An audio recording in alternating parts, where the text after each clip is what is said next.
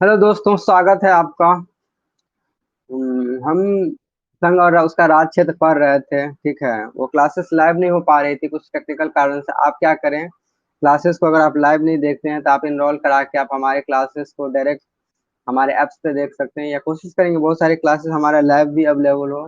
But कोई बात नहीं, अगर आप लाइव नहीं देखते हैं तो आप कोशिश करें इनरोल करा लें। इनरोलमेंट पे कर आप आसानी से ऐप्स पे देख सकते हैं। तो उसके अंतर्गत हम लोग यूनियन और संघ और उसका राज क्षेत्र के बारे में पढ़ रहे थे। तो संघ और राज क्षेत्र में हम लोगों ने पहला अनुच्छेद, दूसरा अनुच्छेद, तीसरा, और उसमें एक आयोग पे हम लोग चर्चा करेंगे। ठीक है, कि वो कौन कौन आयोग थे, राज्यों का पुनर्गठन कैसे हुआ, फिर उसके बाद हम लोग नागरिकता पे पढ़ेंगे। ठीक है, और साथ ही साथ हम लोग ये जानेंगे कि आ, ये जो क्वेश्चन कैसे आते हैं बिहार बोर्ड में। कुछ छोटे छोटे क्वेश्चन आए हैं, बहुत बड़े बड़े क्वेश्चन नहीं है, लेकिन छोटे छोटे क्वेश्चन आते हैं। जैसे राज्य क्या होता है, केंद्र शासित प्रदेश क्या होता है, तो उस पर थोड़ा सा हम लोग चर्चा करेंगे, ये क्या चीजें हैं। तो पहला अनुच्छेद में हमने कहा था कि क्या चीजें हैं, उसको मैंने लुसेंट। आप क्या करते हैं ना, पैरेलल में क्या करेंगे, आप लुसेंट को साथ साथ रखेंगे ताकि लुसेंट के बारे में भी आपको थोड़ी सी जानकारी रहे, और एटलीस्ट क्वेश्चन पूछने का जो पैटर्न है वो आपको पता चलते रहे। इसलिए आप साथ साथ लुसेंट को पढ़ेंगे, क्योंकि लुसेंट में शॉर्ट में दिया गया है कि आप समझने के लिए कि कैसे कैसे क्वेश्चन को फ्रेमिंग होता है, जो आपको दो तरीके से हेल्प करेगा। एक तो बिहार बोर्ड के ऑब्जेक्टिव क्वेश्चन को डायरेक्ट उसमें आपका हेल्प होगा, दूसरा जो है अदर कॉम्पिटेटिव एग्जाम, जो कि जैसा कि पहले हमने आपको कहा, बीपीएससी से लेकर एसएससी से लेकर आपका टीईटी वगैरह सारा एग्जाम में आपको हेल्प करेंगे। इसलिए आपका काम क्या होगा, उन सारी चीजों को रिवाइज करना और लुसेंट से पढ़ना। ठीक है, लुसेंट में आपको समझ में आएगा कि ऑब्जेक्टिव, एक ऑब्जेक्टिव क्वेश्चन का कैसे फ्रेमिंग होता है, तो वो उसका वहां से आइडिया मिल जाता है। और एनसीईआरटी और जो बुक्स हैं उसमें आपको एग्जैक्ट उसके बारे में जानकारी मिल जाता है कि आखिर जैसे पहला अनुच्छेद होगा तो किससे संबंधित है, दूसरा अनुच्छेद है तो किससे संबंधित है, इसके संबंध। तो उसके अंतर्गत हम लोग एक बार क्विक रिवीजन कर लेते हैं कि पहला अनुच्छेद, दूसरा अनुच्छेद, तीसरा अनुच्छेद, चौथा अनुच्छेद में हम लोग क्या पढ़ रहे थे। ठीक है ना। तो उसके अंतर्गत जैसे पहला अनुच्छेद था हमारा, दूसरा अनुच्छेद था, तीसरा अनुच्छेद था, चौथा अनुच्छेद था। तो पहला अनुच्छेद में हमने ये कहा, देखिए, अब पहला बात हम लोग ये समझते हैं कि उसके पढ़ने पढ़ने का पैटर्न क्या होता है। पढ़ने का पैटर्न का क्या मतलब होता है कि देखिए, हम लोग कैसे लेके बच्चे चल रहे हैं कि सेम सेम जैसा हमारा अनुच्छेद हमारा, जैसे चैप्टर वाइज कि पहला अनुच्छेद, दूसरा अनुच्छेद, तीसरा अनुच्छेद, चौथा अनुच्छेद, मतलब अब क्या अनुच्छेद वाइज हम चीजों को पढ़ेंगे। और वो आपको जहां से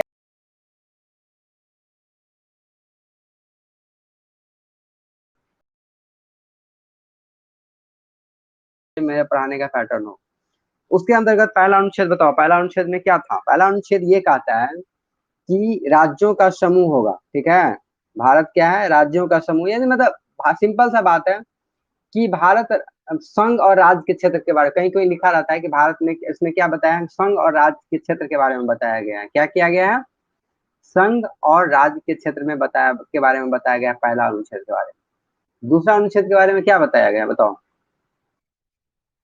हम्म, हेलो। दूसरा अनुच्छेद में क्या बताया गया है। हम्म,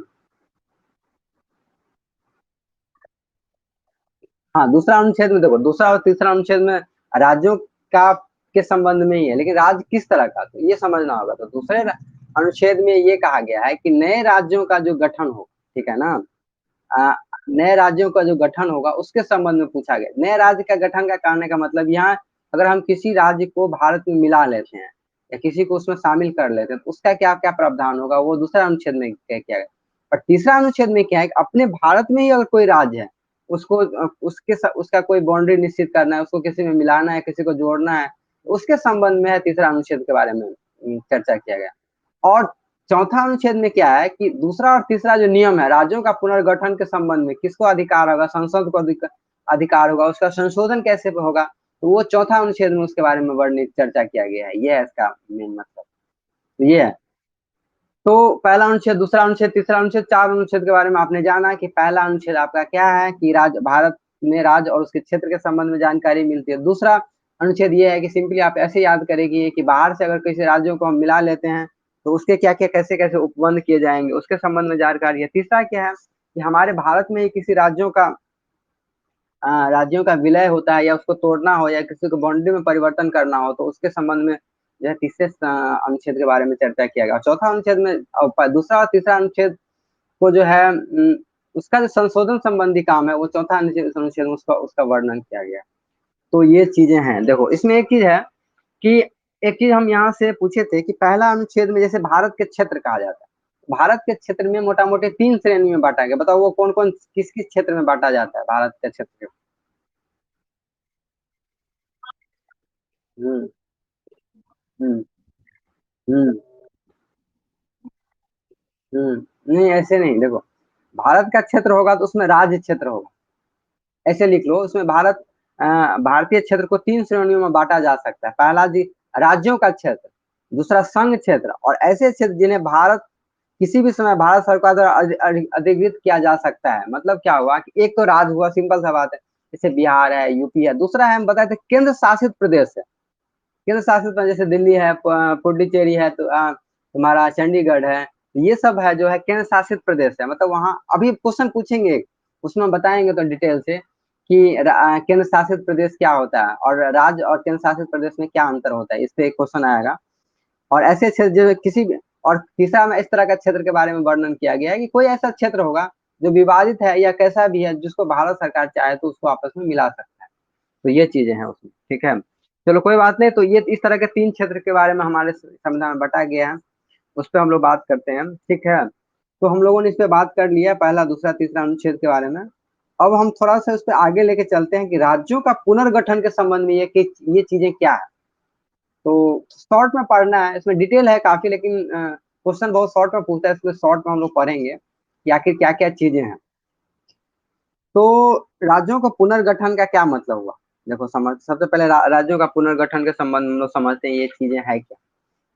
तो राज्यों का पुनर्गठन का संबंध का मतलब क्या हुआ कि कोई, हमारा आजादी के बाद क्या हुआ कि बहुत सारे राज्य क्या था, कुछ पाकिस्तान में था, कुछ भारत में था। हमारा देश आजाद हुआ ना, सुन, हमारा देश आजाद हुआ तो राज्य बिखरा पड़ा था। कहीं कहीं राजा का शासन था, कहीं कहीं कोई और शासन कर रहे थे, कहीं कहीं ब्रिटिश का शासन था। तो आजादी के बाद सब छोड़ छाड़ के चला गया। तो आजादी के बाद समस्या ये हुआ कि कौन सा राज्य कहाँ रहेगा, किसके साथ रहेगा, ये बहुत बड़ा समस्या हो गया। क्या हुआ कि पहले क्या था, राज्य छोटे छोटे पार्ट में बटा होता था कि ठीक है, कि मतलब एक एक पार्ट का कोई राजा है, दूसरे पार्ट का कोई राजा है, तीसरे पार्ट का कोई राजा है, चौथे पार्ट का कोई राजा है। इस तरह से क्या था, राज्य क्या था, किसी न किसी के राजा के अधीन या कहीं न कहीं अधीन था, ठीक है। या किसी पार्ट को मान लिया जाए, अलग अलग जगहों को अलग मान लिया कब्जा किया हुआ था, ठीक। अब क्या है उसमें, जब हमारा भारत देश आजाद हुआ तो पाकिस्तान बना और भारत बना। उस समय कैसी स्थिति थी कि उस समय भी बहुत सारा भाग हमारा राजाओं के अधीन था और अलग अलग जगहों के अधीन था। तो फिर भारत सरकार ने सोचा कि ऐसे तो गड़बड़ हो जाएगा, सब कहेगा कि नहीं हम, कोई बोलेगा हम अलग रहेंगे, कोई बोलेगा हम अलग उसके साथ रहेंगे, कोई किसी के साथ रहेंगे, ऐसे काम नहीं चलेगा। उसमें ये क्या हो जाएगा, टुकड़ा टुकड़ा हो जाएगा। और भारत में, हाँ, टुकड़ा टुकड़ा हो जाएगा। इसीलिए राज्यों के पुनर्गठन का नियम बनाया गया। राज्यों के पुनर्गठन का मतलब क्या है कि संसद के पास अब अधिकार होगा और राज्यों को अपने अनुसार उसको ठीक ठाक कर सकता है, जिसमें चाहे मिला सकता है, किसी में चाहे जोड़ सकता है। उसमें हम ये नहीं कहेंगे कि नहीं आपके पास, हम नहीं मिलेंगे, हम नहीं अपने आप को सुधार सकते हैं, ये चीजें हैं। तो ये चीज, उसी में राज्यों का पुनर्गठन किया गया। उसमें देखो इसमें एक टर्म आता है आयोग, हम कल भी बताए थे उस पर चर्चा कि उसके लिए अलग अलग आयोग का गठन हुआ, ठीक है। अब कौन सा आयोग कैसे कैसे हुआ था, आयोग का मतलब सिंपली बात होता है, समझो शॉर्ट में, कि आयोग मतलब का इंग्लिश होता है कमीशन। कमीशन क्या होता है कि एक सीनियर सीनियर मोस्ट, मतलब बुजुर्ग और काफी विशिष्ट उसमें लोग होते हैं। वो लोग क्या होते हैं, आपस में बैठते हैं, उनको काम दिया जाता है। उनको काम, क्या आवाज कट रहा है?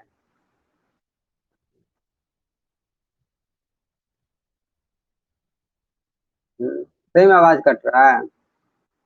हम्म। नेटवर्क इशू है क्या?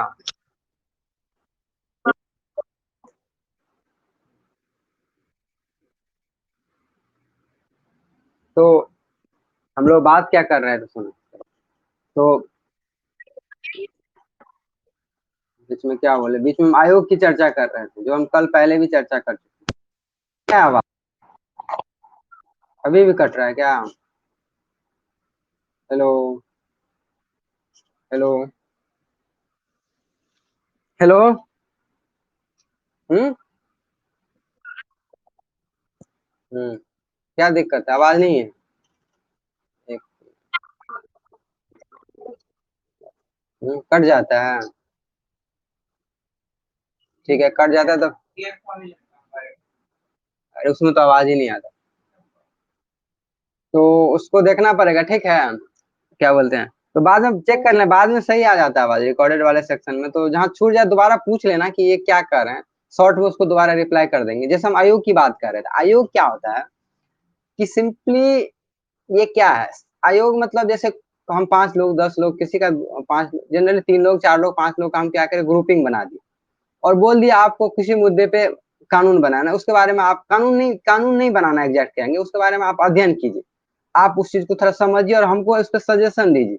माने सीनियर मेंबर्स लोग कैसे कंसल्ट करता है कि आप उसके बारे में थोड़ा बताइए क्या सही रहेगा क्या गलत, जैसे कैसे सीनियर्स हम लोग कंसल्ट करते हैं किसी चीज के बारे में पूछते हैं, ऐसे ही सरकार का क्या काम होता है कि जो वरिष्ठ है, वरिष्ठ चाहे आपके जज होंगे या वरिष्ठ आईएएस अधिकारी, आईएएस मतलब जो अ, अधिक अधिक राज्यों में जो काम किए हैं, वरिष्ठ आईएएस अधिकारी को क्या करता है, उनसे क्या सरकार उसका कमेटी बना देगा उसको, और उसको सलाह लेगा कि नहीं ये काम ठीक रहेगा कि उसी समय में कि पुनर्गठन राज्यों को पुनर्गठन के संबंध संबंध के लिए क्या किया, डिफरेंट डिफरेंट आयोग बनाएगा और आयोग का फिर काम क्या हुआ, क्या किया जाए, हमारे राज्यों को पुनर्गठन किया जाए नहीं किया जाए, जोड़ा जाए घटाया जाए, तो उसमें उनका उनका जो अलग अलग मत हुआ कि कैसे भाषा के आधार पर किया जाए कि क्षेत्र के आधार पर विभाजन करके अलग कर दिया, जो अलग अलग वो उसी को हम लोग उसका विभाग कहते हैं, ठीक है ना, माने समिति, सॉरी समिति,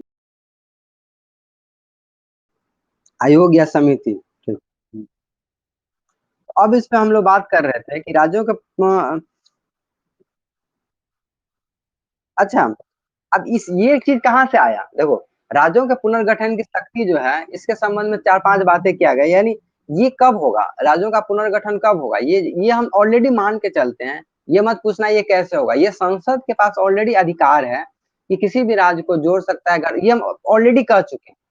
ऑलरेडी 2-3 में हम बात कर चुके हैं कि संसद को ये अधिकार है किसी राज्य को जोड़ना घटाना, ठीक है ना, बात कर रहे हैं कि जब संसद को ये अधिकार है, ठीक है ना, संसद को जब ये अधिकार है तो कैसे जो है, कैसे किसी राज्य को हम लोग जोड़ेंगे या घटाएंगे, ठीक है ना, उस पर हम लोग चर्चा कर, संसद को ऑलरेडी अधिकार हम लोग दिए हुए हैं, हमारा संविधान सभा ने दिया है। अब हम लोग आगे चर्चा कर रहे हैं कि जब अधिकार है तो कैसे हम राज्यों का पुनर्गठन करें, उसके लिए आयोग आता है, ठीक है ना। जैसे कि एक क्वेश्चन अगर मतलब पूछ सकता है कि ये आयोग किससे संबंध, अगर जैसे शॉर्ट में पूछा जैसे धर आयोग, जेपीजी आयोग, फजल अली आयोग, ये सब क्या था, तो अब सिंपल से उसमें क्वेश्चन अगर ऑब्जेक्टिव पूछना तो ये राज्यों के पुनर्गठन संबंधी आयोग थे, बात खत्म। मतलब क्या इन लोगों ने क्या किया, राज्यों के पुनर्गठन पे विचार किया, उन्होंने अपना तर्क दिया, ठीक है ना। तो यही है, तो इसमें अलग अलग लोगों ने राज्यों का पुनर्गठन भाषा दर वजह प्रश्न। अब उसमें क्या है कि जैसे कि धर आयोग, अलग अलग आयोग थे जैसे कि धर आयोग, ठीक है ना, और जेबीपी आयोग, ये सब नाम है आयोग का, ठीक है, लेकिन शॉर्ट में उसको उतना नहीं एग्जैक्ट नाम से, लेकिन मेरे ख्याल से नहीं पूछेगा, लेकिन नाम रख लेना कि जैसे धर आयोग, जेपीबी आयोग और फजल अली आयोग, ये सब क्या चीज है, तो राज्यों के पुनर्गठन संबंधी आयोग है, पहला पॉइंट क्वेश्चन समझ में। दूसरा पॉइंट क्या है कि दूसरा पॉइंट ये समझना है कि एस के धर अध्यक्षता वाले आयोग ने क्या कहा, कि क्या कहा कि राज्यों का पुनर्गठन जो है भाषाई आधार पर होना चाहिए ना या नहीं होना चाहिए, इस पे भाषा देखो अब क्या हुआ, बात समझाते हैं, ये शॉर्ट में समझाते हैं ये क्या हुआ कहानी।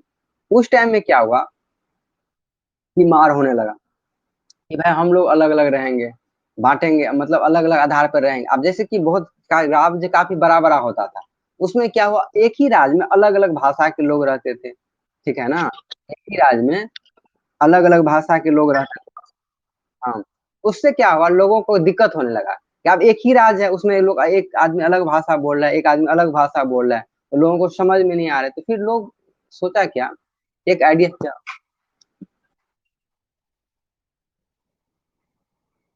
उसमें क्या सरकार क्या दिमाग में लगा है कि वैसे भी राज्य बड़ा है और प्रशासन मतलब कि जैसे बहुत बड़ा राज्य होता है तो उसमें दिक्कत होता है शासन करने में।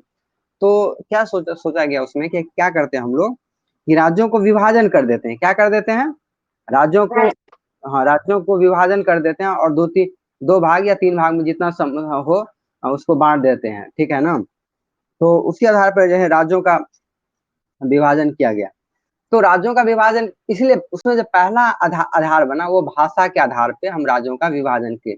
जैसे कि देखो महाराष्ट्र और गुजरात का विभाजन हो गया, तो महाराष्ट्र और गुजरात का जैसे ऐसे हो गया विभाजन। ऐसे शॉर्ट में समझ लो, हम पूरा कहानी बताएंगे कि महाराष्ट्र के लोग थे मराठी बोलते थे और गुजरात के लोग गुजराती बोलते थे, तो भाषा के आधार पर उनका विभाजन कर दिया गया, ये कह रहा है, ठीक है। इसके अलावा एक और था, हाँ, और भी बहुत सारा विभाजन हुआ, अभी हम उसको दोबारा चर्चा कर रहे हैं। तो कहने का मतलब है कि अलग अलग आयोग बना, ठीक है ना, अलग अलग आयोग बना और सबका अलग अलग मत था। कुछ लोगों का कहना था कि नहीं, भाषा के आधार पर आप विभाजन में मत कीजिए, उससे क्या होगा। कुछ लोग कह रहा था कि भाषा के आधार के वजह आपको प्रशासनिक सुधार बताते, ये क्या चीज है, प्रशासनिक सुधार के आधार पर आप विजय, अभी जैसे धर आयोग, उनका कहना था कि आप भाषा के आधार पर मत बांटिए, उससे क्या होगा ना कि लोगों को बीच बंटवारा का मतलब एक तरह से क्या होगा ना कि बंटवारा का फीलिंग होगा, लगेगा एक ही देश में हम लोग रह के आपस में बंटवारा करें। उनका मानना था कि हम प्रशासनिक आधार पर, प्रशासनिक अधिकार आधार के करने का मतलब कि क्षेत्र के अकॉर्डिंग इतना क्षेत्र जो है आप इसमें बांट के दे दीजिए, ताकि जो है उसमें लोगों को शासन करने में, मतलब बड़ा क्षेत्र होता है तो उसमें क्या होता है ना कि हर चीज को वहां पहुंचाने में दिक्कत होता है, उसलिए उसको बांट के छोटा कर दिए ताकि प्रशासन करने, वहाँ पुलिस सब सारा व्यवस्था लाने में केंद्र सरकार को ज्यादा दिक्कत नहीं हो। तो ये लेकिन कुछ बहुत बाद में फिर अंत में ये हुआ कि लोगों को लगा कि नहीं, भाषा के कारण लोगों को दिक्कत हो रहा है, एक ही राज्य में अलग अलग टाइप का भाषा बोला जा रहा है, तो फिर अंत में लोग मान लिया। जैसे इसमें जेपीबी समिति है, जेपीबी समिति में क्या था, जवाहरलाल नेहरू और कौन था, जवाहरलाल नेहरू, वल्लभ भाई पटेल और पट्टाभी सीतारमन, ये सब ऐसे समझ लो, कोई ऐसा एग्जैक्ट काम नहीं है। तो जेबीपी मतलब यही था कि जे से जवाहरलाल नेहरू, वी से ये वल्लभ भाई पटेल था और पी से पट्टा भी सीतारमैया था। इन लोगों ने क्या किया, अलग समितियां, फिर उन लोग मान गए कि नहीं, भाषा के आधार पर हम लोग क्या करते हैं, बांट सकते हैं, ठीक है। तो उन लोगों ने लगा, तो फिर भाषा के आधार पर क्या हुआ, राज्यों का पुनर्गठन हो गया, ठीक है ना। पुनर्गठन का मतलब दोबारा उसको क्या हुआ, बनाया गया, नहीं यार। तो राज्यों के आधार पर, अब इसमें देखो, इसमें पहला ही, इसमें आंध्र प्रदेश के निर्माण उन क्षेत्रों के भाषा के आधार पर राज्य बनाने की मांग उठने लगी, ठीक है। तो अब आंध्रा में ये बात हुआ, ठीक है ना। आंध्र प्रदेश में क्या था कि वहाँ तमिल और तेलुगु का लोचा था, ठीक है ना। तमिल और तेलुगु मतलब अलग अलग भाषी के लोग थे, वहां से दिक्कत होने लगा। तब क्या हुआ, फिर फजल, तब अलग आयोग बना और फिर राज्यों का पुनर्गठन। मतलब सिंपल समझने के लिए कंसेप्ट ये है कि राज्यों का पुनर्गठन होगा, ठीक है ना। तो अलग अलग लोगों ने कहा कि अलग अलग तरीके से पुनर्गठन कर दीजिए, कुछ गठन कर दीजिए। फिर कुछ लोगों ने कहा कि नहीं, कि भाषा के आधार पर ही पुनर्गठन कर दीजिए क्योंकि उसमें दिक्कत हो रहा है। देखो एक चीज और है, जब पुनर्गठन की बात आई तो सबसे पहले लोगों ने दो तीन चीजों को बात कहा, वो दो तीन चीजें समझने के लिए इंपॉर्टेंट है। जैसे कि जब भी पुनर्गठन होगा तो हम उसमें देश के एकता एवं सुरक्षा के बारे में जरूर सोचेंगे। सही बात है कि जब भी हम बांटेंगे तो ये फीलिंग नहीं होगी हम बांट के जो है हम बाकी एक को लगा हम पाकिस्तान में जा रहे हैं, एक को इंडिया में, ऐसा कुछ नहीं कर सकते हम।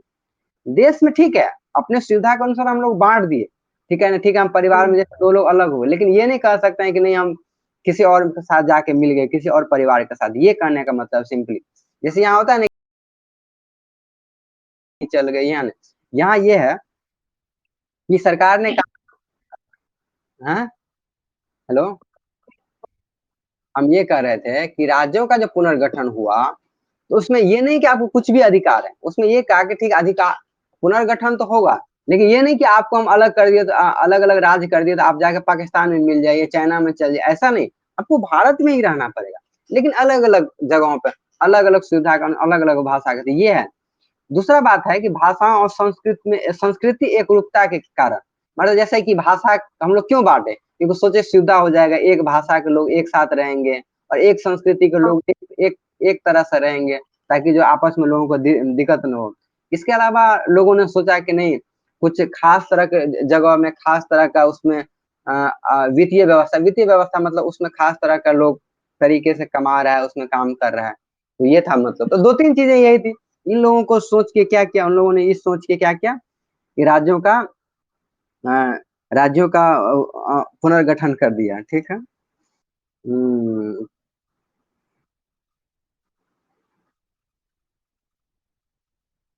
हाँ देखो, ये क्वेश्चन हमको समझना था कि भारत सरकार, देखो 1953 की कहानी, 1953 में भारत सरकार को भाषा के आधार पर पहले राज्य के गठन के लिए मजबूर होना पड़ा, जब मद्रास से तेलुगु भाषाई क्षेत्र को पृथक कर आंध्र प्रदेश का गठन किया गया। मतलब मद्रास से क्या किया, तेलुगु मतलब आंध्र प्रदेश का अलग हुआ। ये एक क्वेश्चन आता है, उसका अगर उसमें क्वेश्चन पूछेगा तो हम बता देंगे कि मद्रास से क्या हुआ, किसका, आंध्र प्रदेश अलग हुआ। जो एक था तेलुगु क्षेत्र था और एक तमिल क्षेत्र था। ये ये कह रहा है, मतलब क्या हुआ कि आपस में लोगों ने क्या किया कि हमको भाषाई क्षेत्र पर, इसीलिए देखो शुरू में क्या हो रहा था कि लोग अलग नहीं करना चाह रहे थे भाषा क्षेत्र पर। अब जैसे ही भाषा क्षेत्र पर अलग होगा, तुम कहोगे नहीं हम अलग भाषा बोलते हैं, हमको एक अलग राज्य बना दीजिए, कुछ लोग बोलते थे, तो वो करना पड़ा धीरे धीरे। एक बार जब हो गया, मद्रास सब में से जो जब अलग हो गया, ठीक है ना, तेलुगु भाषा क्षेत्र में, जैसे आंध्र प्रदेश अलग हो गया, इसके बाद जो है सारे जगह से डिमांड उठने लगा, नहीं हमको भी अलग कर दो, हमको भी अलग कर दो, तब जाके धीरे धीरे अलग अलग होने लगा। मतलब अभी जैसा हमारे यहाँ जैसे 28 स्टेट्स है ना, वैसा वहाँ 28 उस टाइम में स्टेट नहीं था। उस टाइम में कितना, 14, 14 शायद 14 थे या उस तरह से कुछ राज्य थे। मतलब इतने ज्यादा स्टेट नहीं थे, राज्य नहीं थे। फिर लोग को बांटते गया, बांटते बांटते बांटते बांटते इतने जाकर आज 28 स्टेट्स और 8 केंद्र शासित प्रदेश हो गया। मतलब 8 राज्य और 8 केंद्र शासित प्रदेश हो गए। समझ में आ रहा है कुछ कहानी? हम्म। ठीक। तो यही हुआ, तो सिंपल बात तो फिर, अब इसमें अलग अलग से डेट कहीं मेंशन नहीं किया हुआ है कि इस टाइम में कौन सा अलग हुआ। जैसे इसमें अलग अलग चीजें दिया हुआ है, जैसे महाराष्ट्र और गुजरात, हम एग्जाम्पल के लिए समझा देते हैं। जैसे महाराष्ट्र और गुजरात अलग हो गया, 1960 में अलग हो गया। बम्बई टूट के जो है मराठी और, चूंकि महाराष्ट्र में अधिकतर मराठी भाषी लोग थे, गुजरात में गुजराती थे, तो महाराष्ट्र अब उसको अंतर कर दिया। इसके अलावा दादर और नगर हवेली को जो है अलग कर लिया। इसके बाद पुडुचेरी अलग हो गया, गोवा और दमन द्वीप का अलग हो गया। इस तरह से बहुत सारा देश अलग हो गया। फिर हरियाणा, चंडीगढ़ और हिमाचल प्रदेश अलग हो गया। इस तरह से अलग होते होते होते अलग। और लास्ट में हम तुमको क्या बताए थे कि छत्तीसगढ़, उत्तराखंड और झारखंड 2000 ईस्वी में क्या हुआ था कि अलग अलग, ये भी अलग अलग हो गए। जैसे बिहार से झारखंड अलग हो गया। तो मतलब क्या हुआ कि जैसे लास्ट, सबसे लास्ट में तेलंगाना अलग हुआ, जिसमें आंध्र प्रदेश, आंध्रा और तेलंगाना दोनों अलग अलग क्षेत्र में बट गया। तो लास्ट में पूछेगा आंध्रा और तेलंगाना, अगर पूछ लेता है क्वेश्चन तो सबसे लास्ट में कौन अलग हुआ, तो तेलंगाना, आंध्र प्रदेश में अलग हुआ। तेलंगाना आंध्र प्रदेश से अलग हो गया, तो दो बन गया, एक आंध्र प्रदेश और एक तेलंगाना। तो ये अगर क्वेश्चन पूछता है तो लास्ट वाला अगर लूसेंट होगा तो याद कर लेंगे, ठीक है ना।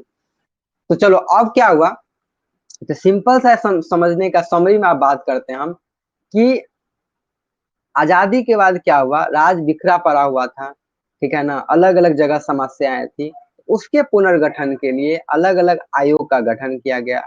उसमें मुख्य रूप से इन चीज को स्वीकार किया गया जो शुरू में नहीं किया गया था, कि भाषा आधार पे राज्यों का पुनर्गठन किया जाएगा। पहला पॉइंट समझ लेना, किसके आधार पर, भाषा के आधार पर राज्यों का पुनर्गठन किया जाएगा। तो ये पहला पॉइंट समझना है। क्या बोले, भाषा के आधार पर राज्यों का पुनर्गठन। भाषा मतलब नहीं समझे कि जैसे कोई इंग्लिश बोल रहा है, कोई हिंदी बोल रहा है, तो उसके अनुसार जहां लोग एक टाइप का भाषा बोल रहे हैं उसको एक राज्य बना दो, ताकि लोग आपस में मिलता जुलता लगे। ये नहीं कि लगे कि हम कुछ और बोल रहे हैं, बात समझ में नहीं आया। इसलिए भाषा के आधार पर राज्यों का गठन करते गया, गठन करते गया। इस तरह से जाके हमारा राज्यों का पुनर्गठन हो गया। समझ में आया कहानी शॉर्ट में? चलो अब राज्यों का पुनर्गठन संबंधी क्वेश्चन आ गया। चलो हम कुछ क्वेश्चन ले लेते हैं, फिर अगर कुछ उसमें आएगा तो हम बता देंगे, ठीक है। तो क्वेश्चन में जैसे इससे इसमें क्वेश्चन आता है, सबसे छोटा क्वेश्चन, सबसे पहला क्वेश्चन ये लिखना है कि केंद्र शासित राज्य क्या है। पहला लिखो क्वेश्चन, केंद्र शासित राज्य क्या है।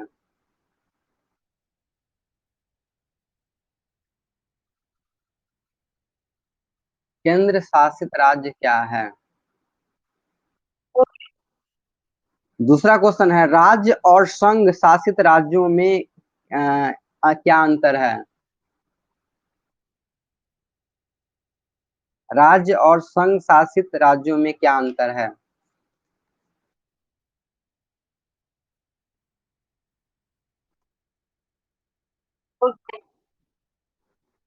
राज्य पुनर्गठन आयोग की प्रमुख सिफारिश क्या थी।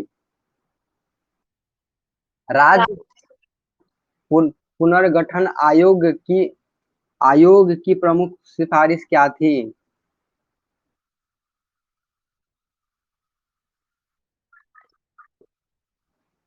राज राज्य पुनर्गठन आयोग की प्रमुख सिफारिश क्या थी? इसके बाद क्या है?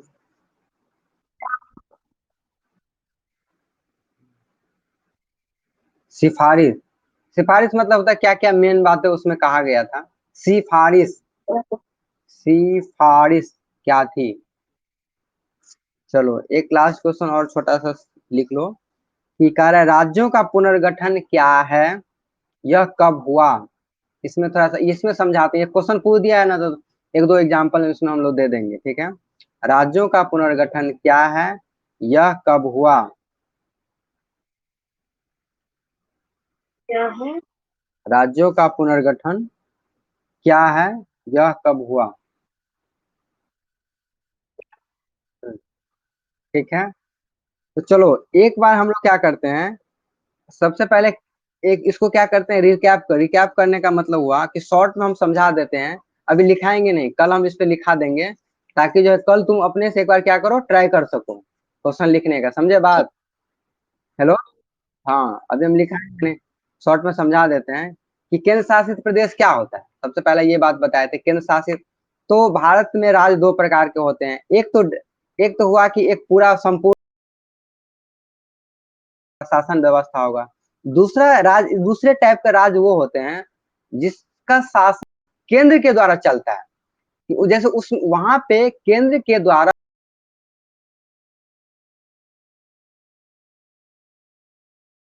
शासित शासित राज्य। और वहां पे जैसे इसमें एक एग्जांपल भी देना है, जैसे संपूर्ण राज्य में जैसे बिहार बंगाल, ये क्या होगा, पूर्ण राज्य हो गया। केंद्र शासित राज्य जैसे दिल्ली है, जम्मू कश्मीर है, पुडुचेरी है, चंडीगढ़ है, ये सब क्या है, केंद्र शासित राज्य है।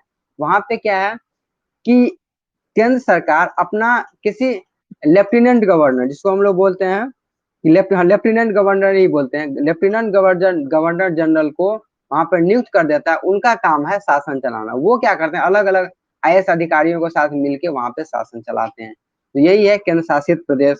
और इसमें ये प्रदेश, एक इसमें ये भी क्वेश्चन पूछा है कि 26, जैसे बताए थे ना कि राज्य और संघ शासित राज्यों में क्या अंतर है, इसी को मिला के लिख लेना है। देखो कैसे, तो उसी में हम लोग, अब जैसे राज्य और इसी में हम लोग बांट के लिख लेंगे। अगर अंतर वाला क्वेश्चन पूछता है, क्या समझे? नहीं समझे? बता देते हैं।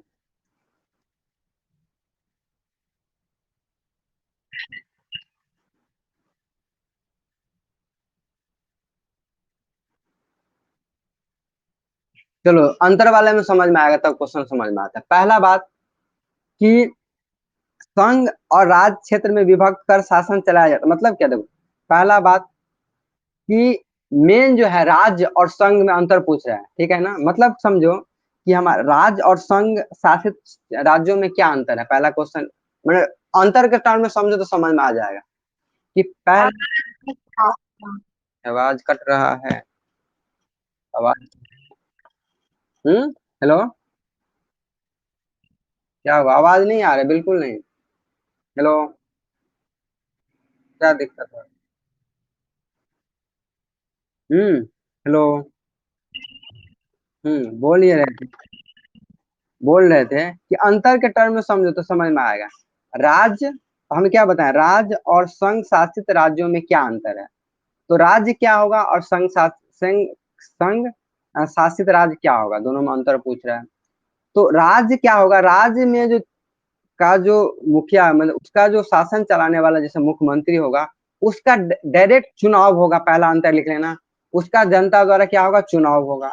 लेकिन संघ शासित प्रदेश में क्या होगा, उसका चुनाव नहीं होता, उसमें लेफ्टिनेंट गवर्नर जनरल का नियुक्ति की जाती है केंद्र सरकार द्वारा। समझे बात? जैसे कि दिल्ली में सरकार चलाना हो, चंडीगढ़ में चलाना, वहां क्या होता है, लेफ्टिनेंट गवर्नर की नियुक्ति होती है, वो चलाते हैं शासन। समझे बात? पहला अंतर है। दूसरा अंतर ऐसे लिख लेना, एग्जाम्पल दे देना, जैसे कि बिहार, यूपी, बंगाल, ये सब क्या है, राज्य है, ओरिजिनल राज्य है। और केंद्र शासित प्रदेश जैसे दिल्ली, पुडुचेरी, जम्मू कश्मीर, लेह, लद्दाख, ये सब क्या है, केंद्र शासित प्रदेश है। ऐसे याद। ठीक है। तो बस ये मेन इसमें दो ही अंतर, एक तो परिभाषा लिखना है और दूसरा एग्जाम्पल लिख लेंगे, बात खत्म हो गया। ठीक है, जिसमें तुम सिंपल सा लिख देते हैं कि पहला में क्या होगा कि डायरेक्ट लोगों के द्वारा चुनाव, जैसे हमारे यहाँ मुख्यमंत्री जी का चुनाव होता है, नीतीश जी का, तो हम लोग वहाँ उसका चुनाव होता है, डायरेक्ट वो राज करते हैं। लेकिन दिल्ली में चुनाव नहीं होता है, सॉरी। लेकिन इसमें एक चीज और समझो कि कुछ दो केंद्र शासित प्रदेश ऐसा था, जैसे स्पेशली दिल्ली के संबंध में है कि वहां मुख्यमंत्री चुनाते हैं, लेकिन फिर भी उनको बहुत सारे मामलों में अधिकार नहीं है। क्या है, बहुत सारे मामलों में उनको, हाँ, उनको अधिकार नहीं है। क्या है, उनको अधिकार नहीं है। ठीक है, तो यही है क्या, राज्य और संघ शासित राज्यों में अंतर। समझ में आ गया शॉर्ट में। तो इस तरह से लिखने का प्रयास करना। ठीक, चलो एक क्वेश्चन और क्या था हम लोग समझते हैं। क्या क्वेश्चन बताए थे।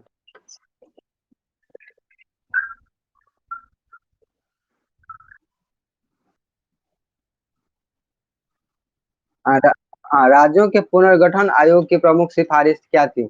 इसमें सिफारिश का मेन हाँ क्या थी, तो मतलब क्या है कि राज्यों का पुनर्गठन आयोग जो हुआ, उसमें कंबाइंड रूप से एक्चुअली पूछ रहा है। इसमें अलग अलग से नहीं पूछा, देखो इसमें अलग अलग अलग अलग आयोग आया। ठीक है ना, सुनो ध्यान से कर, जैसे धर आयोग आया, जेपीजी आयोग आया, फजल अली आयोग आया, ये अलग अलग आयोग था, लेकिन उसका मेन पर्पस क्या था, उसका मेन पर्पस था राज्यों का पुनर्गठन। राज्यों का पुनर्गठन का जो अंतिम रिजल्ट आया, ये इस क्वेश्चन का पूछने का ये मतलब है। तो अंतिम रूप से फाइनल ये हुआ कि राज्यों का जो पुनर्गठन होगा वो भाषाई आधार पे होगा। किसके आधार पे होगा, भा, हाँ, भाषाई आधार पे होगा। यही इसमें क्वेश्चन का यही होता है कि राज्यों का पुनर्गठन की सिफारिश क्या थी कि भाषाई आधार पे क्या होगा, राज्यों का पुनर्गठन किया जाएगा। हाँ, तो क्या हुआ, तो यही है, इसमें यही है कि इसमें सिर्फ सिंपली एक ही लाइन में लिखा है, राज्य पुनर्गठन की प्रमुख सिफारिश यह थी कि देश में भाषा के आधार पर राज्यों को राज्य की सीमाओं का निर्धारण होना चाहिए।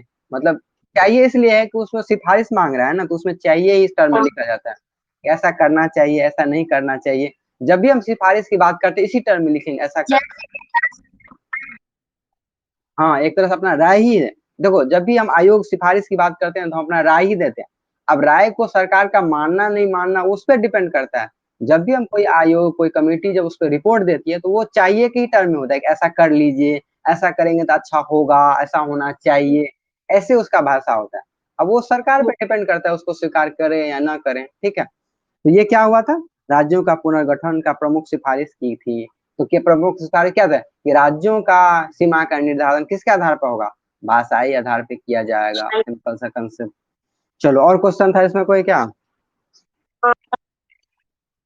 राज्यों का पुनर्गठन क्या है, यह कब हुआ, ये क्वेश्चन पूछ रहा है। तो राज्यों का पुनर्गठन क्या हुआ कि का क्या क्या मतलब है कि मतलब स्वतंत्रता प्राप्ति के बाद कि भाषाई आधार पर राज्यों का पुनर्गठन किया गया, यही है राज्यों का पुनर्गठन, कि अलग अलग समितियों का जो अंतिम रूप से यही निकला कि भाषा के आधार पर क्या होना चाहिए, राज्यों का निर्माण होना चाहिए। उसमें उन्हें सबसे पहले देखो, अब डेट पूछ रहा है तो सबसे पहला डेट, अच्छा हुआ इसमें हमको याद है, सबसे पहला डेट देंगे 1953 में। किसमें, 1953 में।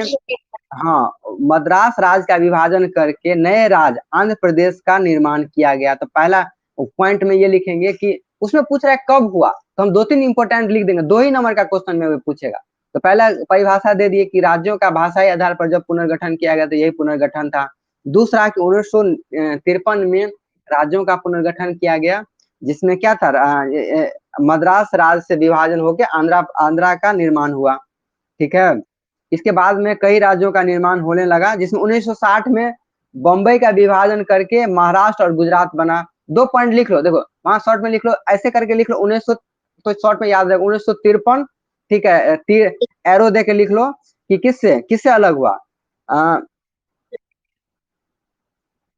हेलो, मद्रास से आंध्र प्रदेश अलग हुआ, तो लिख लो लिखोगे। दूसरा क्वेश्चन लिखोगे बम्बई का विभाजन हो गया 1960 में और महाराष्ट्र और गुजरात बना। तो बम्बई मुंबई नहीं, बॉम्बे, उस टाइम बॉम्बे कहा था। तो बॉम्बे का विभाजन महाराष्ट्र और गुजरात में हो गया। और 1966 में पंजाब का बंटवारा करके पंजाब और हरियाणा, मेन ये तीन है, इंपॉर्टेंट समझना है। 1966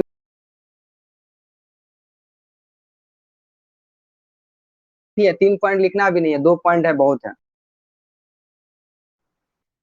1960 में क्या बोले हम, किसका विभाजन हो गया, विभाजन, महाराष्ट्र और गुजरात बन गया, ठीक है। और 1966 में पंजाब का विभाजन करके पंजाब किया। 1966 में पंजाब और हरियाणा हो गया, ठीक है। तो ये है पॉइंट, इस तरह से। नहीं तो 1960 वाला लिख लियो ना। चलो, 1966 में पंजाब का बंटवारा करके पंजाब और हरियाणा हो गया। सीधा 1966 लिखो, पंजाब का बंटवारा, उसमें एरो देके लिख लो, पंजाब और हरियाणा में बट गया। इस तरह से कैसे भी लिख सकते हो सीधा। चलो, तो ये है तुम्हारा राज्यों का पुनर्गठन। अब इसमें मेरे ख्याल से क्वेश्चन अब नहीं आएगा, ठीक है इतना। और बाकी कुछ आएगा तो उस पर हम लोग चर्चा कर देंगे, ठीक है। चलो, तो इतना है। तो ये चीज है, क्या चीज है, हमारा संघ और राज्य के क्षेत्र में, क्षेत्र के बारे में कहा गया। तो ये हम 1 से 4 अनुच्छेद में हम लोग बात कर रहे थे, संघ और उसके राज्य क्षेत्र, ठीक है। जो किस में है, क्वेश्चन पूछेगा किस भाग में है, तो भाग, हेलो, किस भाग में है, किस भाग में है, संघ और उसके राज्य।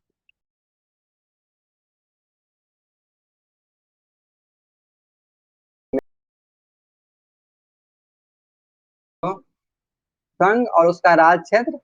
अब दूसरा हम लोग पढ़ेंगे, नागरिक। हाँ, भाग किस में है, 1 में है। हाँ, भाग 1 में कितने से कितने अनुच्छेद है।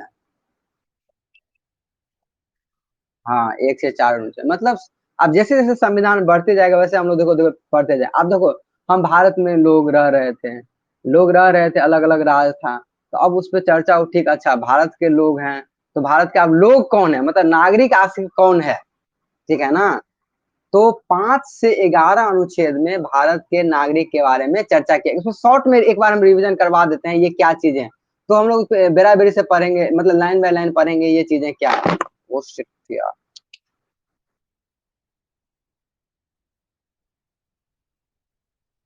चलो, इसको देखो एक बार, दिख रहा है, हेलो। हम्म, लो,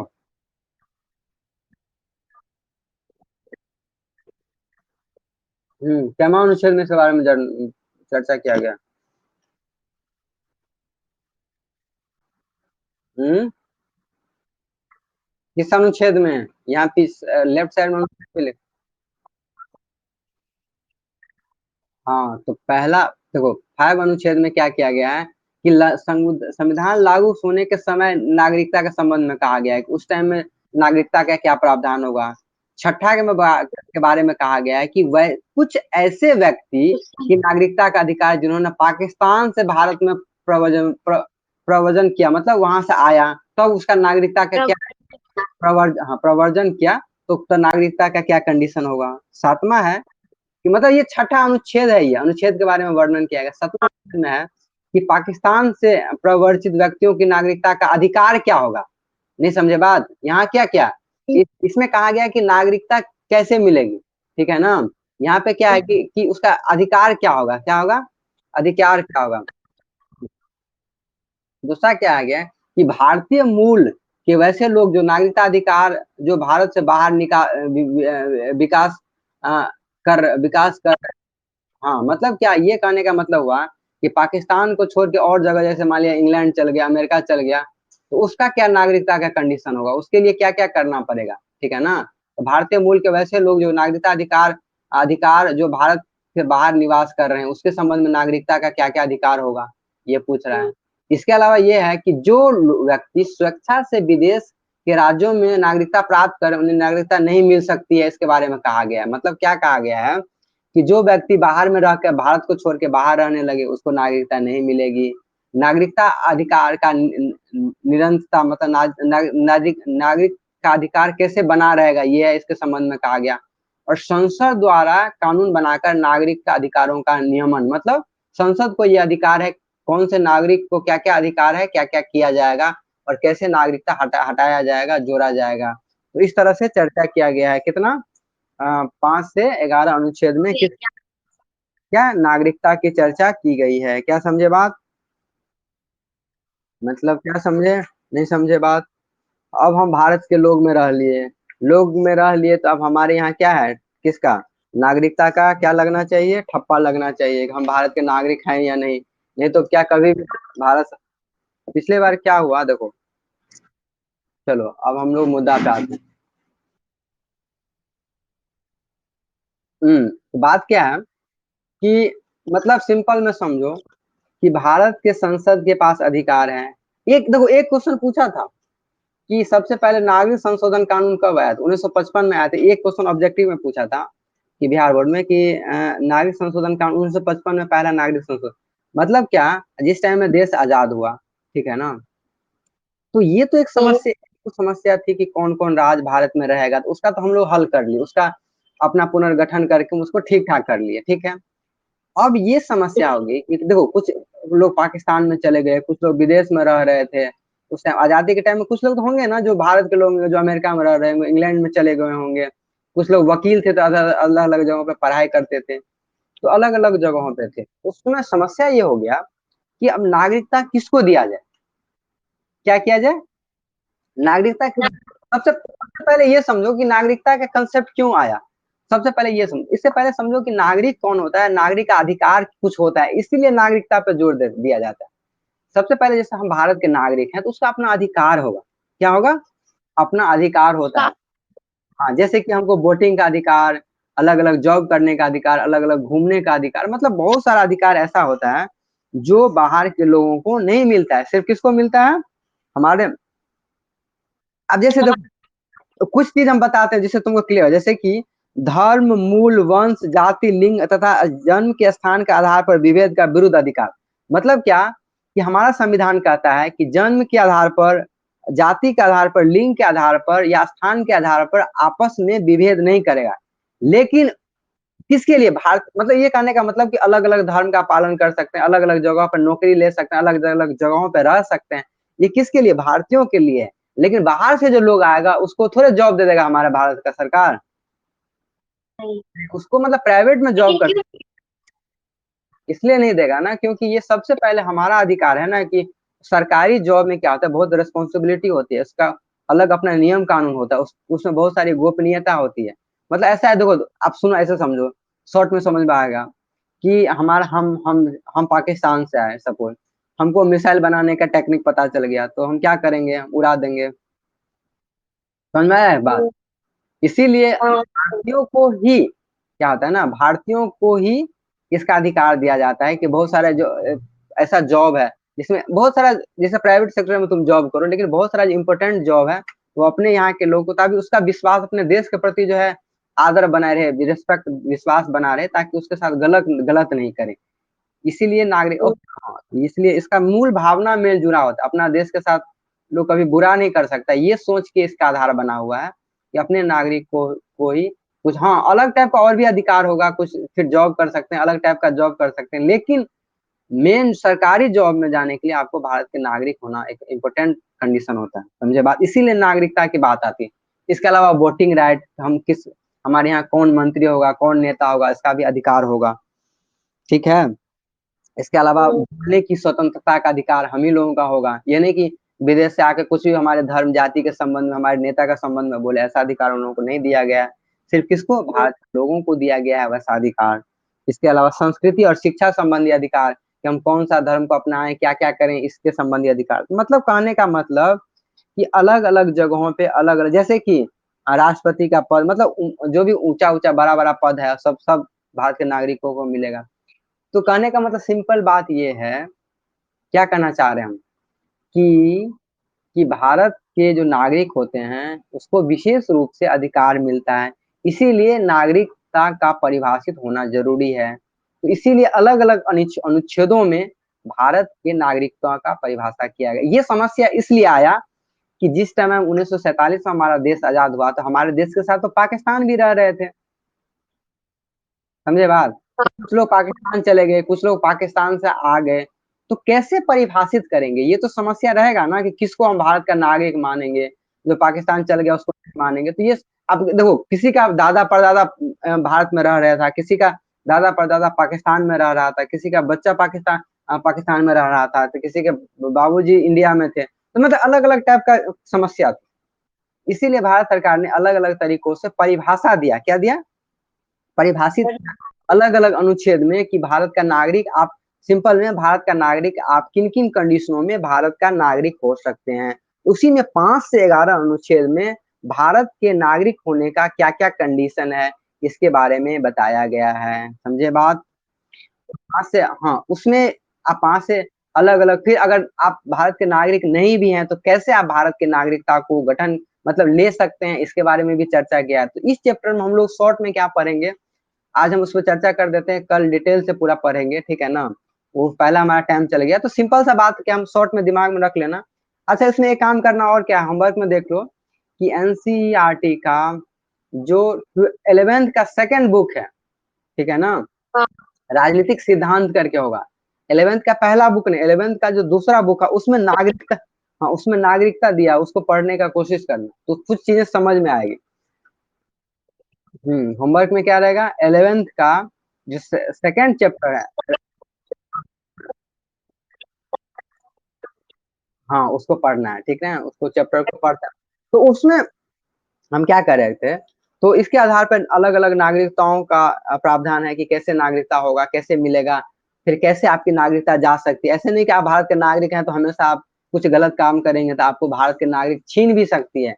19 देखो पिछले साल क्या हुआ ना, पिछले 2 साल पहले सीए मतलब भारत नागरिकता कानून लाया गया, ठीक है ना। उसमें भी काफी विरोध हुआ, तो उस पर भी चर्चा करेंगे कि क्यों विरोध हुआ, कैसे कैसे कानून उसमें है, क्या क्या अधिकार है, कैसे कैसे हम लोगों को है, तो बहुत सारा। तो नागरिकता अधिनियम 1955 में पहला कानून आया, तो ये भी पहला क्वेश्चन पूछता है कि नागरिकता अधिनियम 1955 में पहला लागू हुआ, इसके बाद में संशोधन किया गया।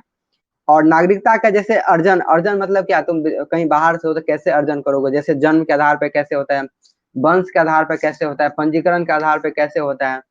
एक क्वेश्चन ये भी पूछता है देखो कि भारत के नागरिक किस किस तरह से आप हो सकते हैं, ठीक है ना। तो ये इसलिए ये पॉइंट इसलिए दे दिए ताकि याद रहे, हम आजकल जो पढ़ाएंगे ना, कैसे कैसे आप भारत के नागरिक हो सकते हैं, इसमें जैसे पॉइंट है आपकी नागरिकता कैसे कैसे समाप्त हो सकती है, जैसे कि आप त्याग दे देंगे, आप बर्खास्त हो सकते हैं, तो अलग अलग तरह से। तो 3 4 चीज हम लोग कॉन्सेप्ट कल समझेंगे, फिर इस पे देखेंगे क्वेश्चन क्या क्या आता है, ठीक है।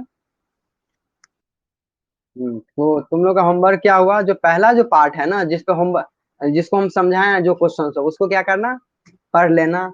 और दूसरा एनसीईआरटी को पढ़ना है, ठीक है। और लुसेंट को देखना है कि लुसेंट में आयोग के संबंधी कुछ दिया है कि नहीं, तो वो चेक कर लेना, ठीक है ना। लुसेंट में आयोग संबंधी कुछ दिया होगा तो चेक कर लेना, अनुच्छेद तो पढ़ता ही जाना है। अच्छा हाँ, एक काम और कर सकते हो, रुको बताते हैं। इसमें है भारतीय संविधान है ना, अगर बुक जो है, ठीक है, लुसेंट वाला, उसमें एक काम करना कि अभी जैसे हम पढ़े हैं ना ये वाला, उसमें लुसेंट से पढ़ लेना, तो उसमें शॉर्ट में अच्छे से दिया हुआ है, तो कुछ कुछ चीजें समझ में आ जाएगी, ठीक है। संविधान सभा के बाद जैसे कि संघ और उसका राज क्षेत्र है ना, संघ और जिसमें पहला अनुच्छेद, दूसरा अनुच्छेद, तीसरा अनुच्छेद बताए थे। उसके अलावा राज्यों का, उसमें इसमें नीचे का टॉपिक में है राज्यों का पुनर्गठन, उसको एक बार पढ़ना, ठीक है ना। तो थोड़ा सा समझ में आएगा कि राज्यों का है।